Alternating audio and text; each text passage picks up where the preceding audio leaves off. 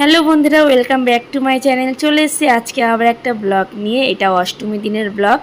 সকালবেলায় পুজো দিতে যাব, অঞ্জলি দিতে যাব, তো সেই জন্য রেডি হচ্ছি। এই ড্রেসটা আমি কিনেছি জগৎপুরের একটা দোকান থেকে।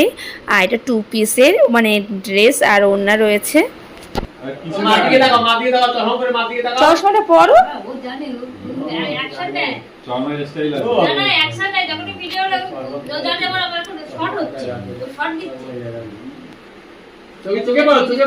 চোখে পড়ো, কি করছো?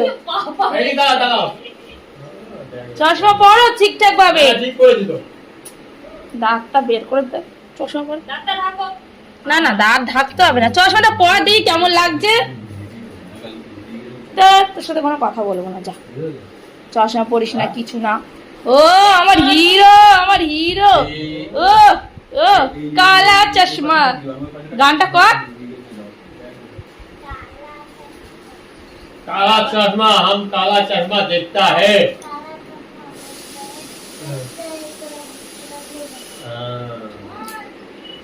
झूठ बोलता है, झूठ बोलता है तुम लोग, झूठ बोलता है हम लोग, चश्मा बोलता है।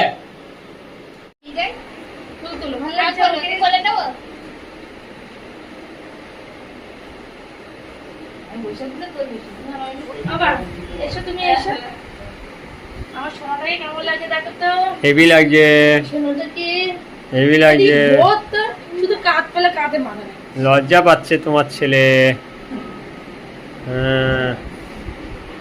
আমরা সবাই রেডি হয়ে গেছি। আমার বাবার কাছে আমরা জিজ্ঞাসা করলাম যে কখন অঞ্জলি শুরু হবে, কারণ আমার বাবা সকাল থেকে জ্বালানো শুরু করে দেয় যে ওট ওট কখন অঞ্জলি দিবি, সবার হয়ে যাচ্ছে। কিন্তু এবারে 9টার থেকে অঞ্জলি শুরু হয়েছিল, তো সেই জন্য আমাদের একটু তাড়াতাড়ি রেডি হয়ে গেছিলাম আর দেওয়ার জন্যও অপেক্ষা করছিলাম। তো দেওয়া আসে দেরি শুনেছে বলে ও আরও দেরি করছে, এখনও আসার নাম করছে না। বলছে তোমরা বেরোতে লাগো, আমি রাস্তায় তোমাদের সাথে আমার দেখা হয়ে যাবে।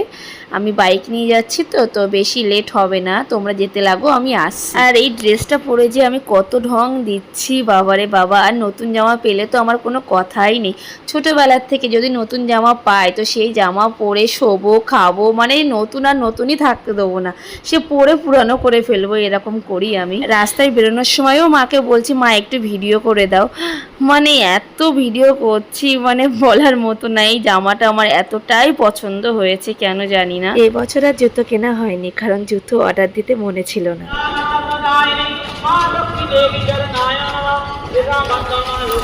দেখি আমার বাবলাই যাচ্ছে দাদার সাথে।